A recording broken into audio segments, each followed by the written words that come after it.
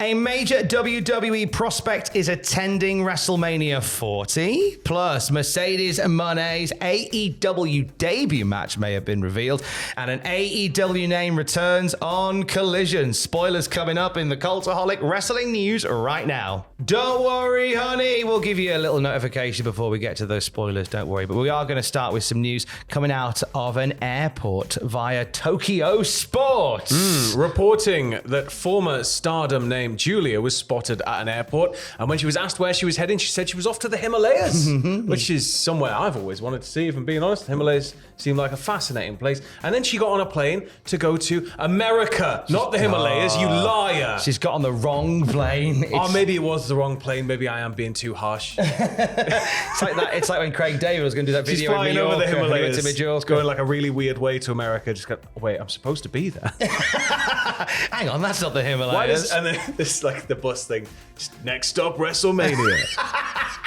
It's going directly to WrestleMania. Tokyo Sports added there's a high possibility that Julia will be attending WrestleMania 40 following reports from earlier in the year that she's going to be signing with WWE. She's now a free agent, has had her first freelance match for Pro Wrestling Noah on April 1st, with plans to return there on May 4th. It's also expected that a Julia WWE debut is still on the cards, but would be delayed while she helps Stardom founder Rossi Ogawa launch his new promotion.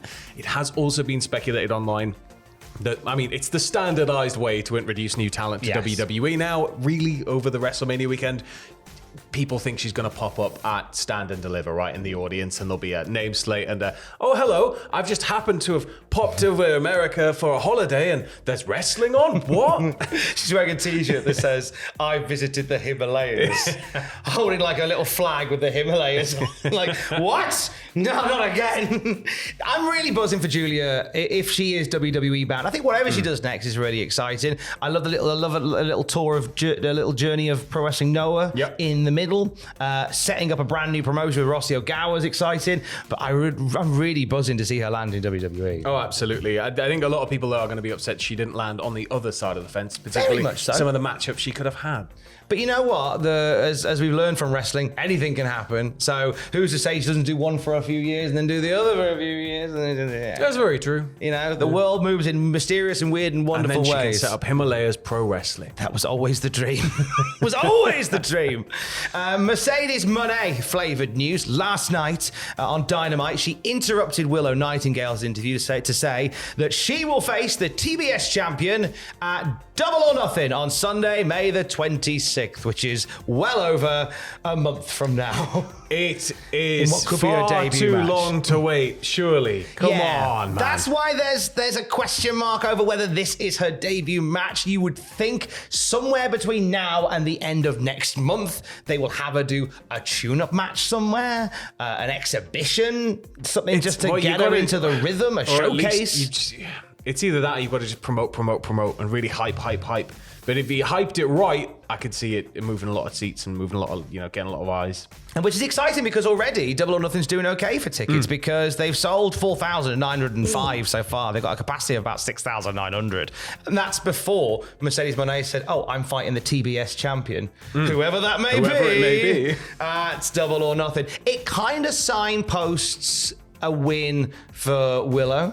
I mean, it would make sense for Willow and Mercedes to go one-on-one again, because they've been teasing that since Mercedes came in. So I think that it does maybe telegraph it, but maybe that's a red herring, and we're supposed to feel that way. And plus, there is a lot of water between Dynasty and Double or Nothing. So you could even have Julia Hart retain it, Willow fight again, and then Willow win it in a few weeks later. And bigger business happens in like 2 weeks. Even bigger business.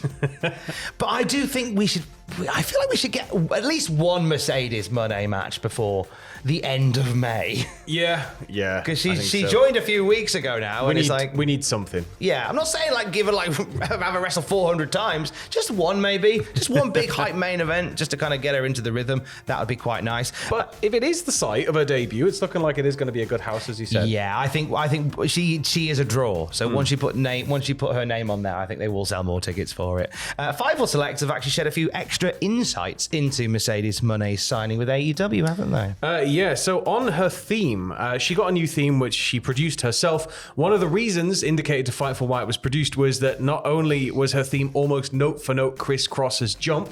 Daddy Mac will make you jump. I mean, Quickly, put your clothes on backwards, Tom. Criss Cross will make you jump. But the Criss Cross song itself has a couple of other samples in it, and so because of that, the clearances that would be required, it might have been a bit of a nightmare. Apparently, they spoke to sources that were happy that the CEO nickname was hammered home in the new entrance.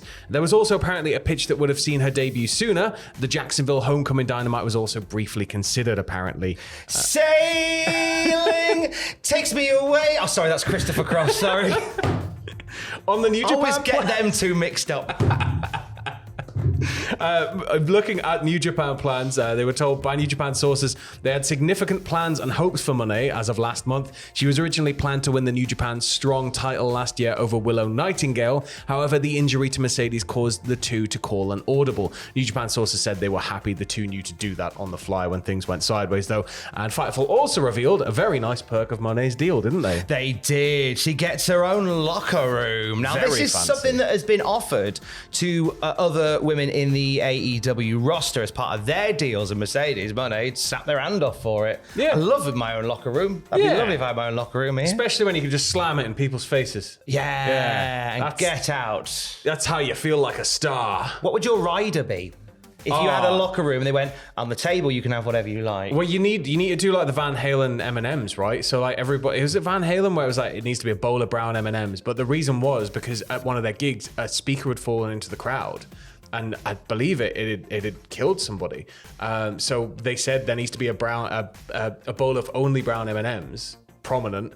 And then when the second they walked through the door, that wasn't there. They knew they hadn't read the rider and they wouldn't have been good crew. So like, but you got to do stuff like that. Why. But the Foo Fighters, their rider's a coloring book. Nice. And it'll just be like, Dave requires a barbecue, and it'll be a picture of Dave Grohl to colour in with a barbecue. Ah, that's adorable. But mine would probably just be hard liquor and all of the things I could sell, like PS5s. Hard liquor, 2 PS5s. So you could sell. So you do the gig and then go to CEX round the corner. No, just take it out to like the crowd. But anybody want a PS5? 300 quid. What a brilliant gig. Couple of songs they go, Cost right, me nothing. 50 quid 300 anyone? quid, yeah. Cash. Meet you outside after. Car park, round the back. I just want like a nice big pile of Greggs. That'd be pile lovely. of Greggs would be good. At Greggs. Send Tom Greggs your Could card. Greggs It'll really sponsor help with us his for running. WrestleMania? If Greggs could sponsor us for WrestleMania, we're going to be eating enough Greggs for them to sponsor us. Really helps with my running if I eat loads of Greggs. Yeah. Get it down, you cowards. So lots of perks from Mercedes Moné's deal. I think lots of possibility as well for her. She just needs to wrestle a match now, I think. Yeah, it's one of those where I think we need to see something soon. It felt like we maybe should have seen a match by now. So it's like we can't wait any longer. No. Now, spoilers ahead for AEW Collision. So if this is the part where you don't want AEW spoiled for you, then this is the part where we say, stay safe, Bye. love you, Stay bye. tuned, WrestleMania coverage. It's all going to be here, popping off. Now, for all the cool kids. Yeah, weren't they crap, them ones that Yeah, left? all those like losers. Aren't they losers? God, aren't they proper marks? They're all slugs with no God. personality. Now, FTR beat Top Flight. That means we're getting Bucks FTR at Dynasty for the 4th time Yes. in their best of 3. Yeah. Make it a best of 5. Best of 5. Yeah. Just do best of infinity, I think. Why I mean, not? they always have bangers. Just best of. Who could be angry? They always have bangers. They could have just a best of album. Just a best of album, like the best of the Beatles. Yeah. My favourite Beatles album. So FTR and Young Bucks. Partridges in one day. I can squeeze another in if we're lucky. And also, after Chris Jericho and Hook beat Shane Taylor and Lee Moriarty, who turned up to help Shane Taylor promotions? It was only bloody Anthony Ogogo, and was it Bong. good to see him? Oh, I love a go-go. Love him. After everything he went through with lockdown, again, like, and yeah, I think it's it's good to see him back. He's a good egg. It basically looks as if he has joined Shane Taylor Promotions as Anthony Ogogo. Last time we saw him, I believe, was at Wembley when he was out there with the Giant and my mate Grado beating up total non-stop arseholes. I'm happy to see him back. We did a lovely episode of Desert Island Graps. I think it was last year. If you wanted to listen to what makes Anthony Ogogo tick, you can do that there as well. He's got a fascinating story, though. He came to the world of the Olympics, right? Yes, he did. Yeah, he told us loads about what he wanted to do in that match with Cody in terms of the entrances and the pomp that they didn't quite do. Yeah. But if you want to hear how it should have gone, how he wanted it to happen, then you can listen to Anthony Ogogo's Desert Island Graps from back in the day. We've got a brand new episode of the Classic Nitro review out today. We do. It dropped. It was a bit of a schedule mishap. It went out slightly early. Then we pulled it, and it's gone back out today. There was some sort of screwery going on. Some shenanigans from somebody who is a bit useless and old when it comes to putting out podcasts sometimes. But it's a fascinating episode that you and I talk about, which is the episode in which Eric Bischoff joins the NWO. God, yeah. Oh, New World Order. It's a good not episode. anymore. Or is it a good episode? I guess you'll find out with us, won't you? Yeah. Tune in. And for the very latest wrestling news throughout the day, you can check out Cultaholic.com. When you get caught between the moon and New York City. Sorry, that's Christopher Getting Cross caught again. in the rain. Yeah, wrestling.